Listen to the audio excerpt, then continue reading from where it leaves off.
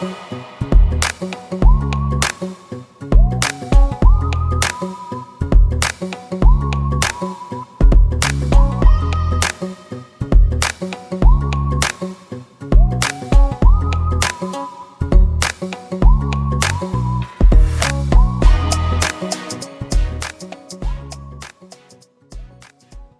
les ébulons, bienvenue sur le petit atelier de maths.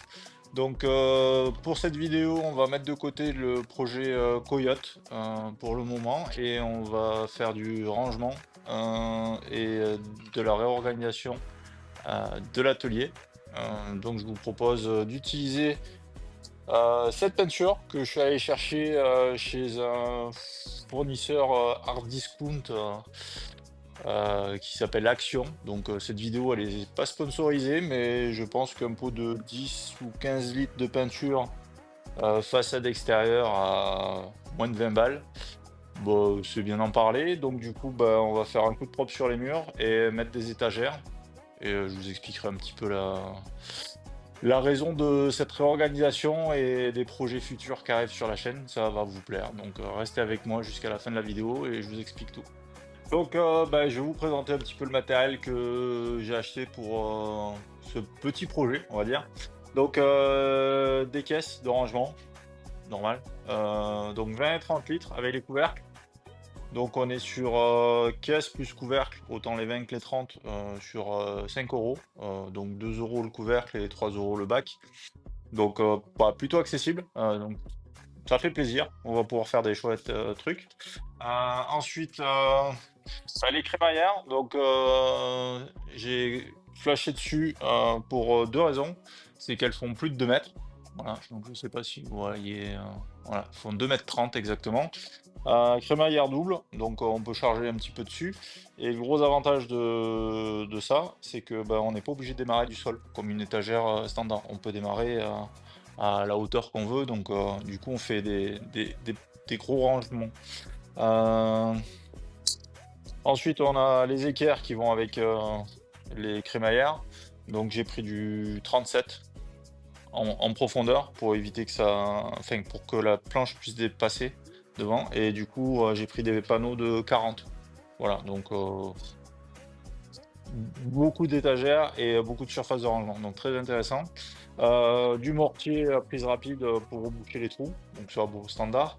Et ensuite bah, des rouleaux au même endroit où j'ai acheté la peinture, donc chez Action. Donc on n'est toujours pas sponsorisé, je tiens à le rappeler, et j'ai tout payé de ma poche, j'ai les factures. Donc les rouleaux, pareil, donc le rouleau plus la grille, plus les deux recharges. Et là le bac plus deux rouleaux, donc un gros, un petit pinceau et deux, trois conneries. Pour les deux, j'en ai eu quasiment pour 5 euros. Voilà, donc pour le chantier qu'on va avoir à faire, peine du parpaing. Je voulais pas mettre plus et voilà, les outils plus la peinture, on est sur 30 balles. euh, pour repeindre un garage, c'est parfait. En sachant que les 10 litres sont censés faire 60 mètres carrés. Donc je vais vous présenter la zone de travail tout de suite après. Et vous allez voir, il y a moyen de faire un truc plutôt sympa pour 40 balles quoi. En peinture, je parle. Après, le reste, et un petit peu plus. Voilà. Voilà les ébullitions, c'est là où va se dérouler les travaux. Donc, on est dans la partie garage de mon atelier. C'est là où je fais la maintenance des voitures, des motos, de à peu près tout. Et du coup, bah, j'ai une étagère avec un peu tous mes consommables et avec un peu tout mon bazar. Aussi bien des vis à bois que des bouteilles de gaz pour mes lampes à souder, que des cartouches de graisse, enfin bon, tout ce qu'on peut avoir besoin en termes de consommables. Et du coup, j'aimerais avoir quelque chose de mieux rangé et plus efficace que cette étagère qui a rendu bien des services depuis plus de 10 ans que je l'ai.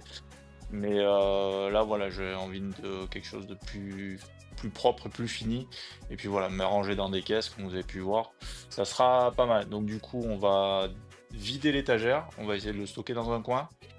Et ensuite, bah, nettoyage du mur. Parce que il est claqué de toile d'araignée et de poussière. Et une fois que le mur est propre, on rebouche les trous et on met en peinture. Voilà, donc à tout de suite.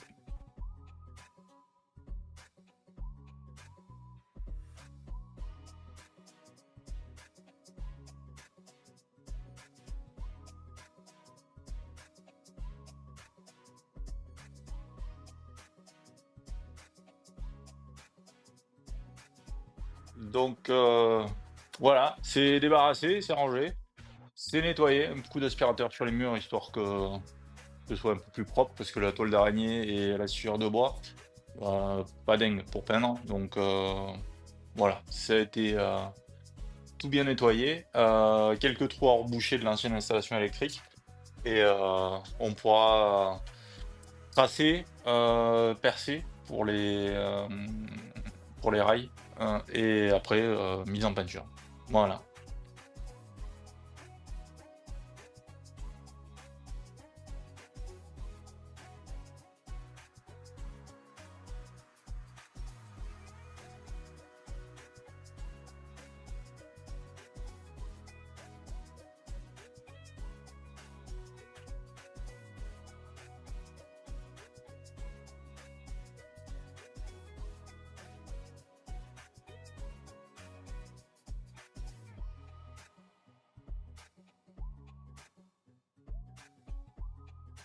Alors, ben, j'en profite pour te donner deux trois astuces pour éviter de te rendre fou. Parce que il faut bien se rendre compte que une crémaillère de 2,30 m, ça représente 12 perçages. Ça représente 12 perçages. Donc, quand tu utilises un crayon de maçon, tel que celui-ci, quand tu reportes ta valeur sur un mètre, qui est d'une précision millimétrique, certes, mais au fur et à mesure que tu vas monter, l'épaisseur de ton crayon plus la petite variante d'erreur de traçage peut faire que sur 2,30 m, tu te retrouves avec quasiment 2 cm d'écart entre le départ et la fin, entre l'épaisseur de mine plus l'erreur de traçage. Voilà. Donc le mieux c'est de faire de 20 en 20. Enfin moi c'est comme ça que je fais. Et ensuite je fais une première vérification donc avec ma crémaillère. Et une fois que tout est validé, je renvoie tout au laser sur la même référence. Et je suis à peu près sûr que je tombe bon à l'arrivée. Deuxième petite astuce, c'est quand tu perces, vu que tu as tout tracé, bah, tu commences vers le bas. Comme ça, la poussière de perçage, bah, elle tombe. Et le trou suivant, en fait, tu t'apercevras, bah, comme ici, que bah, ça cache le trait. Donc du coup, pas que ça sert par la suite, mais c'est quand même bien de voir son trait au fur et à mesure que tu fais tes perçages.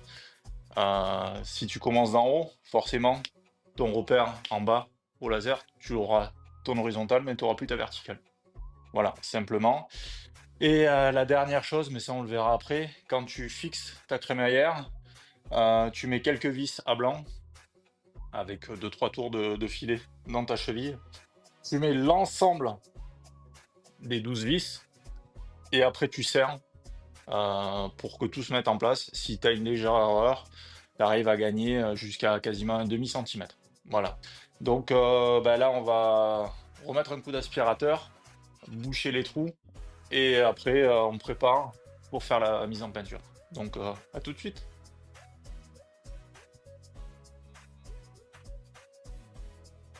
Action, hein, pour le coup. Donc voilà, les murs sont prêts. J'ai marouflé, grosso modo.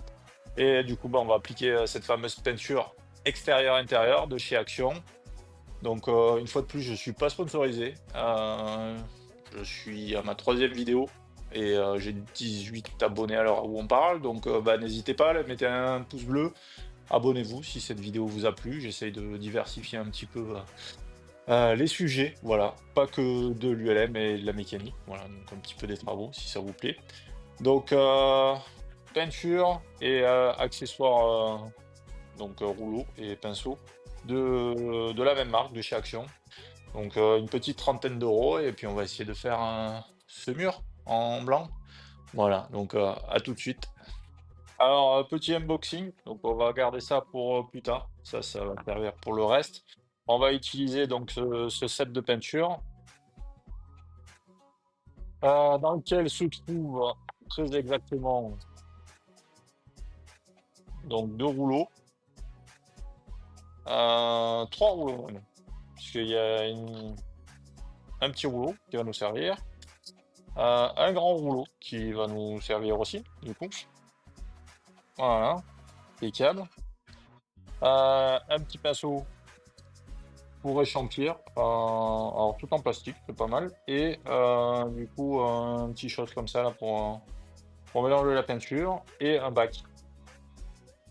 Voilà, donc on est pas mal. Donc ça, on va le garder en plus. Et maintenant, bah, on va ouvrir, voir un petit peu ce que ça donne. Cette peinture façade extérieure, un petit peu intérieure, hein. Enfin, une façade extérieure que j'utilise à l'intérieur pour le garage, qui devrait suffire. Voilà. Donc, bah, pas de mauvaise surprise, hein. Je vais aller chercher un torchon parce que j'ai tendance à m'en foutre partout, généralement, de la peinture. Si vous l'avez pas dit, j'aime pas peindre. Voilà, c'est pas mon loisir préféré, mais on va s'adapter. Donc, moi, c'est plus peinture au pistolet. Voilà. Donc, de prime abord, ça n'a pas l'air mal. La consistance a l'air sympa. Du coup, je sais pas si je vais utiliser le bac, mais parce que du coup, toujours bien mélangé sa peinture. Mais ouais, non, en termes de consistance, on est pas mal. Je sais pas si c'est des bulles d'air ou si c'est des grumeaux. Donc on va voir. Mais ouais, non, ça a l'air pas mal sympa quand même. Ouais, ça a l'air relativement couvrant. Alors je suis pas sûr que ce soit du blanc pur. Ça a plus l'air d'être du crème. Mais bon, étant donné que je suis pas spécialiste en couleur, on va dire que ça va faire, hein. Donc la première étape pour moi, ça va être de peindre le fêtage. Donc vous allez peut-être pas tout voir, mais déjà de prime abord, ça a pas l'air mal. On va essayer d'en verser sans trop en foutre partout.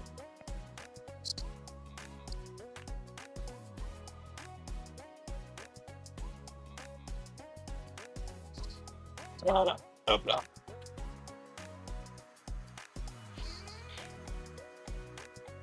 Bon, ah ben c'est loupé. On en a foutu partout. Ah ouais.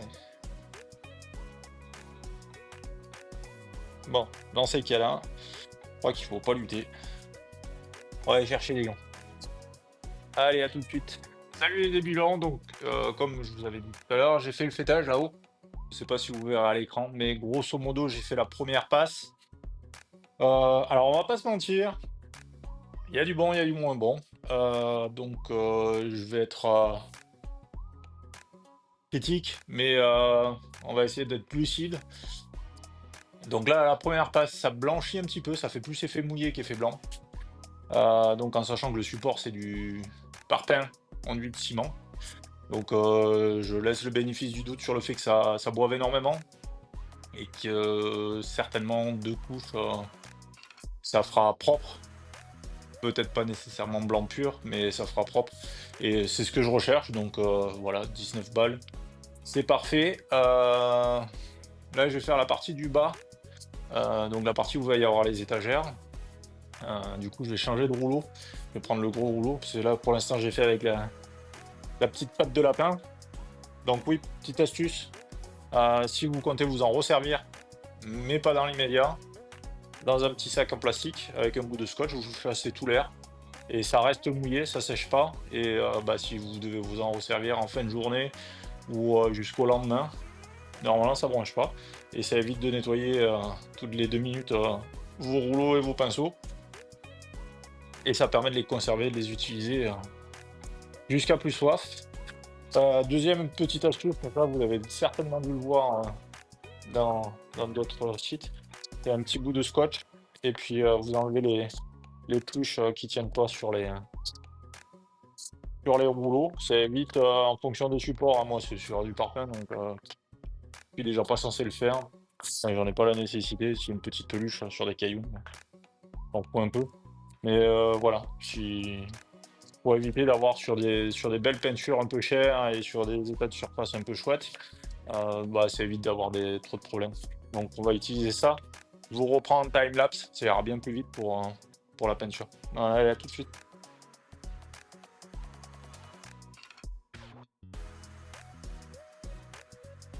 Ben voilà les ébulons. Donc 2 heures, 2 heures et demie s'est écoulé, entre la dernière prise de vue et maintenant. Et du coup, bah, mon pressentiment a été le bon.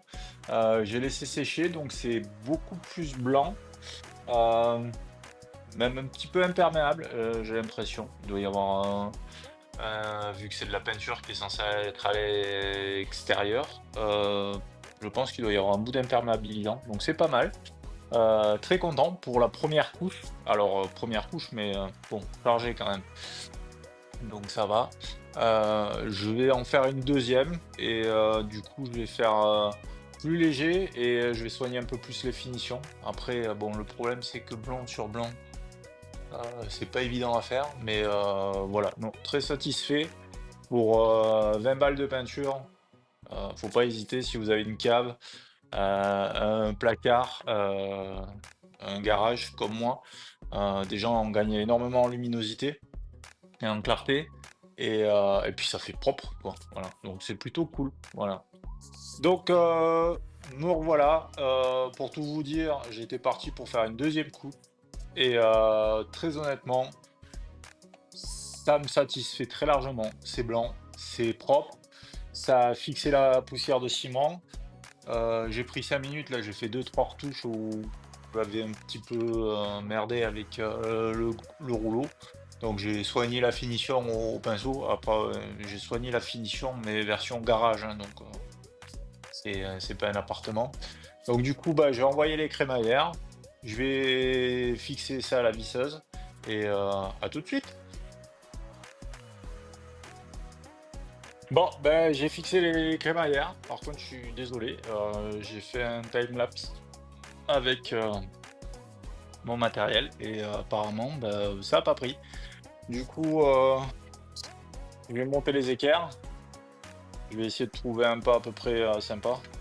Donc, vu que la première va partir d'ici et que la dernière va être, tout là-haut, on va essayer de trouver quelque chose qui soit pas trop déconnant en termes d'espacement pour pouvoir mettre, du volume et de la charge. Voilà, donc à tout de suite.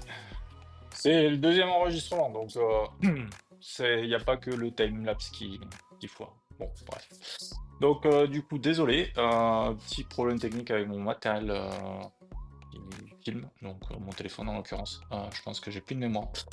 Donc en résumé, pour ce qui est de la peinture, et des accessoires de chez Action, bah, j'ai envie de dire, oui pour, un garage, une cave, un placard ou des endroits pas terribles ou juste besoin d'un petit coup de rafraîchissement.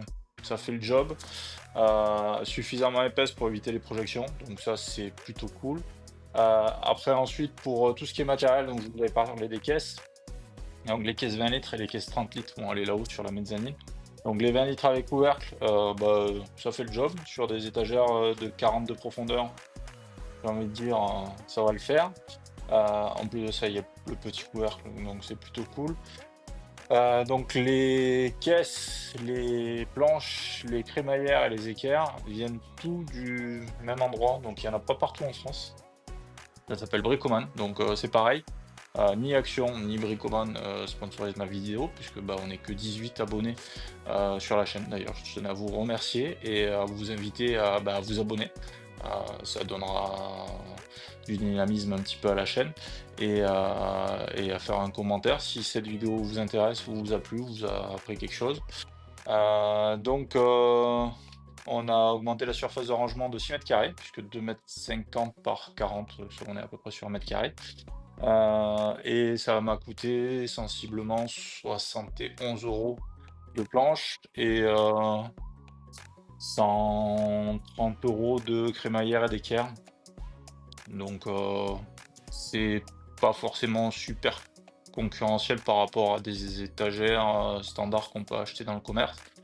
Mais par rapport à mon besoin qui est rien au sol et pas de montant, bah voilà, ça fait le job. Donc du coup, bah, c'est plutôt cool. Je vais continuer à remplir les caisses et à remplir mon rayonnage. Je vais vous épargner ça. Et bah, on se retrouve dans une prochaine vidéo.